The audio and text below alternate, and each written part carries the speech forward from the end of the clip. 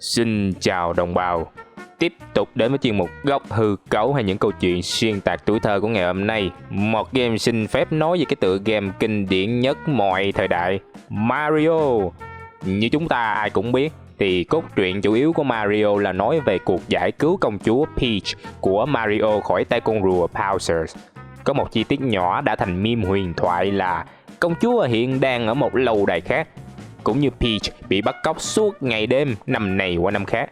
Bạn có bao giờ thắc mắc tại sao Mario cứ suốt ngày phải đi cứu công chúa Peach khi mà tình yêu của anh ta luôn có khả năng mất tích 24/7 không?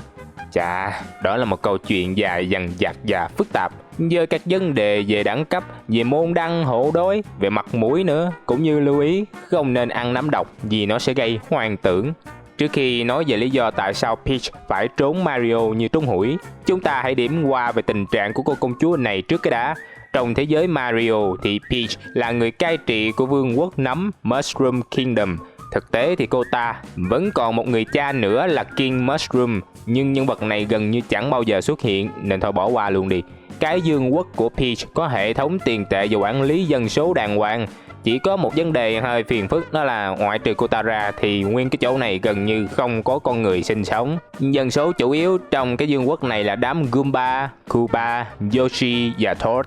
Với một cô công chúa đang ở trong độ tuổi tươi trẻ lại còn đẹp gái như Peach thì đây là vấn đề lớn, vì cô ta chẳng thể nào kiếm ra được đối tượng nào để cặp kè cả. Là con người gần như duy nhất trong cái vương quốc rộng khổng lồ như vậy, với thần dân là nguyên một đám quái vật ngu độn. Dễ hiểu khi mà Peach rất chi là không hài lòng.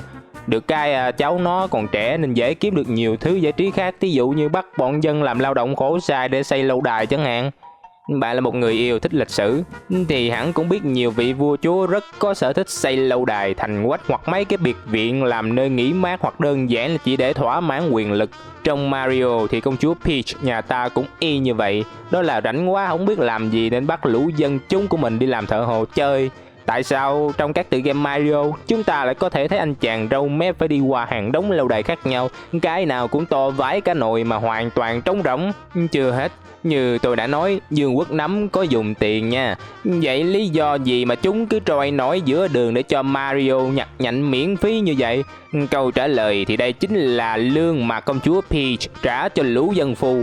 Nhưng trong quá trình làm việc thì cô ta bị Bowser bắt cóc, thì số tiền này bị bung nắp văng tứ tung, dẫn đến tình trạng như chúng ta thấy.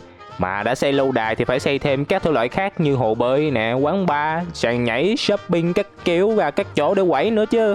Cuộc sống của Peach theo kiểu sáng đi quẩy, trưa lên sàn, tối chạy bar rất chi là nhiệt tình. Tiền từ đâu ra?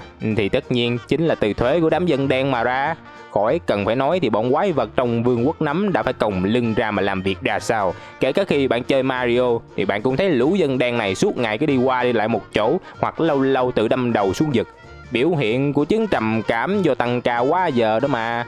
Và như sách đã dạy, nơi nào có đàn áp, nơi đó có nổi dậy. Dân chúng trong vương quốc nấm không thích Peach nên chúng nó gửi người kiến nghị, đó chính là Mario. Lý do mà Mario được chọn quá hiển nhiên, vì anh ta là con người hiếm hoi trong vương quốc có thể nói chuyện với công chúa Peach. Mario mang thư thỉnh nguyện tới lâu đài của Peach, đòi hỏi bớt thuế và giảm giờ làm, cũng như công chúa bớt xây bậy xây bạ lại đi. Dưới sức ép vãi cả nồi này, nhưng mà Peach vẫn hoàn toàn meo có quan tâm. Có điều cha cô ta tức Mushroom King đã nghĩ khác, đó là phải tìm cách tống khứ đứa con gái này đi càng nhanh càng tốt, và Mario chính là sự lựa chọn có vẻ tốt. Thế là Mushroom King đã nói với Mario về một cái hôn ước cùng Peach, kiểu như sẽ cho anh ta lấy con gái mình trong tương lai, và tất nhiên Mario đồng ý, phải gọi là nhiệt liệt luôn. Nhưng phiền cái là công chúa lại không nghĩ như vậy. Hiển nhiên nếu so sánh giữa một thằng cha ria mép béo ị làm nghề thông cống với một công chúa trắng nõn nè, đẹp đẽ thống trị nguyên cả vương quốc, thì rõ ràng chỉ có trì độn mới không nhìn ra ai đang yếu thế trong cuộc tình này. Peach phản đối rất chi là cực lực, nhưng mà khi cha già đã dọa sẽ cắt quyền thừa kế và đuổi cổ con nhãi ra khỏi nhà để tự lập thì đành chỉ biết câm miệng thôi. Nhưng người thông minh luôn có cách để giải quyết vấn đề, và đây là lúc mà nhân vật phản diện của chúng ta Bowser xuất hiện. Cần phải nói một chút, Cũng giống như nhiều cái hiểu lầm khác trong Mario thì Bowser không hoàn toàn là nhân vật phản diện. Anh ấy chỉ là một con Koopa đột biến hơi bị to xương một chút mà thôi. Nhưng cái vẻ ngoài này rất phù hợp để đóng vai bắt cóc công chúa, cho nên khi Peach tới và đề nghị môi làm ăn mới cho Bowser với tiền thưởng kết xù thì cái con rùa này nó đã đồng ý không cần suy nghĩ.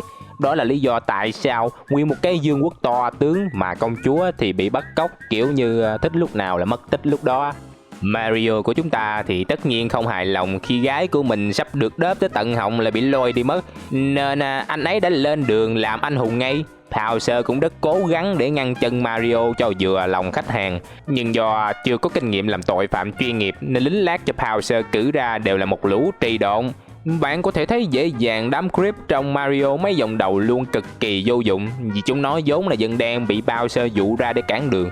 Khi thấy Mario đi hết lâu đài này tới lâu đài khác như không có chuyện gì xảy ra thì Peach cực kỳ điên máu. Cô ta đã đứng từ trên đầu Bowser mà chửi xuống như đúng rồi và yêu cầu trả lại tiền, cũng như dọa sẽ treo cổ hắn vì tội bắt cóc. Trong cơn sợ muốn té đái ra trong quần thì Bowser đã tự mình tiến hóa. Đầu tiên là nghĩ ra mấy trò đẩy công chúa đi chỗ khác và thuê nhiều lính lát chuyên nghiệp hơn. Vì thế mà trong Mario càng về sau bọn creep càng khó chịu. Bowser còn chịu tìm tòi tới mức phát minh ra cả súng ống lẫn nhiều loại khác để ngăn chặn Mario. Nhưng mấy hiểu bằng một cách thần kỳ nào đó mà cái thằng cha sữa ống nước này vẫn vượt qua hết. Trời ơi, có thể vì sức mạnh của tình yêu chăng? Hoặc là vì gái đẹp? Mario có thể vượt qua hết tất cả bất chấp việc công chúa luôn trốn anh ấy còn hơn ở trúng hủi. Kể cả khi ở màn cuối cùng, khi đã đập tòe mõm của Bowser và cứu Peach trở về thì mọi thứ cũng chẳng khác biệt là mấy. Vì thế cho nên trong các game chúng ta luôn thấy cái meme công chúa đang ở lâu đài khác, vì đó là cách mà Peach cùng Bowser thông đồng với nhau để đánh lạc hướng Mario. Nhưng đáng tiếc là mọi thứ không được hiệu quả cho lắm, nhất là khi Bowser tự nhiên lại dở chứng yêu đơn phương Peach, khiến cho mối quan hệ tình tay ba với một công chúa cùng một con rùa đột biến với một thằng cha thông cống béo ị. Điều này lý giải tại sao mà Peach vẫn cứ phải sử dụng Bowser vì ghét cay ghét đắng Mario, khi hắn là kẻ phá hoại cuộc sống trong mơ của mình. Bạn thấy tại sao Nintendo không bao giờ muốn cho thêm nhân vật nam nào trừ Luigi như một clone khác màu, và cũng đã có công chúa Daisy từ xứ sở Sarasaland đặt gạch là con người vào game, vì họ lỡ tạo ra Mario xấu vãi cả đái rồi. Giờ mà có thằng nào vào đó cạnh tranh là coi như Peach sẽ đường đường chính chính mà đá đích tên bạn trai này ngay lập tức. Về phần Bowser thì sau khi bị Mario đập cho muốn bại liệt hết lần này qua lần khác, con rùa này đã mắc chứng tự kỷ ám thị và đa nhân cách. Thế nên một mặt nó đóng vai trò người bắt cóc, một mặt khác lại tìm cách lấy lòng Peach. Nói chung thì cái thế giới trong vương quốc nấm này vô cùng hài hước, không chỉ đơn giản là thợ sửa ống nước đi cứu công chúa như bạn nghĩ đâu. Mà thôi, hết nấm hút rồi, đi hái thêm cái đã. Tạm biệt.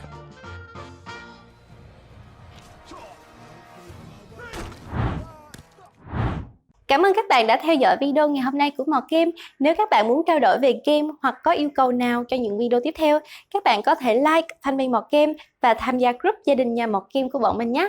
Ngoài ra, đừng quên Mọt Game sẽ luôn có video mỗi tối vào lúc 7h30. Các bạn nhớ đón xem video nhé. Còn bây giờ thì xin chào và hẹn gặp lại các bạn trong các video tiếp theo.